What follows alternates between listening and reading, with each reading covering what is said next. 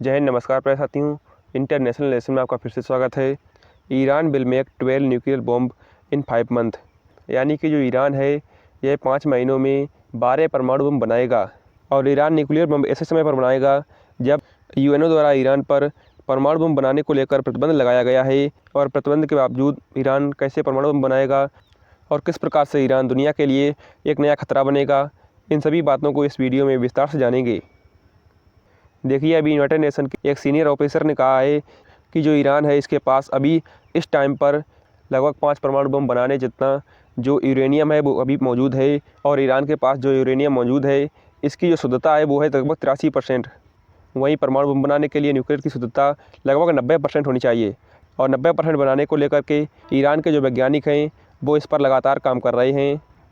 देखिए, 2015 में जो ईरान है ये न्यूक्लियर बम बनाने के बिल्कुल कगार पर पहुंच गया था, लेकिन तब तक संयुक्त राष्ट्र के जो 5 परमानेंट सदस्य हैं इन्होंने अमेरिका, चीन, रूस, फ्रांस और ब्रिटेन ने मिलकर के एक जॉइंट कमेटी में ईरान का जो न्यूक्लियर प्रोजेक्ट था इसे बंद करा दिया था।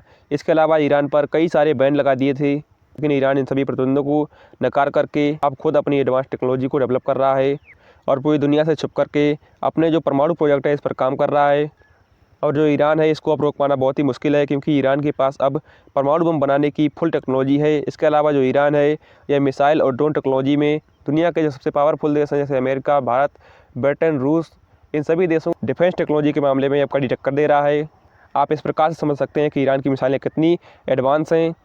यानी कि जो ईरान की मिसाइलें हैं इनके रेंज में China, India, Pakistan, Afghanistan, Oman, Saudi Arabia, Yemen, Djibouti, Ethiopia, Sudan, Egypt, Israel, Palestine, Turkey, Greece, Italy, Romania, Ukraine, Poland, Russia, Kazakhstan, इसके अलावा कई देश हैं जो ईरान की जो मिसाइल है इनकी रेंज के अंदर आते हैं। यानी कि जो ईरान है ये अपने देश में ही बैठे बैठे मिसाइल के द्वारा किसी भी देश में आक्रमण कर सकता है। देखिए, अभी ईरान के द्वारा बनाए जाने वाले जो अटैक करने वाले ड्रोन होते हैं इनकी टेक्नोलॉजी दुनिया में सबसे हाईटेक टेक्नोलॉजी मानी जाती है। आप इस प्रकार से समझ सकते हैं कि रूस यूक्रेन युद्ध में ईरान ने रूस को बड़ी मात्रा में ड्रोन की आपूर्ति की थी और रूस ने इन ड्रोन का उपयोग यूक्रेन के टैंक और सैन्य ठिकानों पर अटैक करने के लिए यूज किया था। और जो ईरान का जो शहीद ड्रोन है अमेरिका के MQ-9 रिपर ड्रोन से किसी भी प्रकार में कमज़ोर नहीं बैठता है। वहीं ईरान और अमेरिका के ड्रोन की कीमत में बहुत ही ज़्यादा फ़र्क है।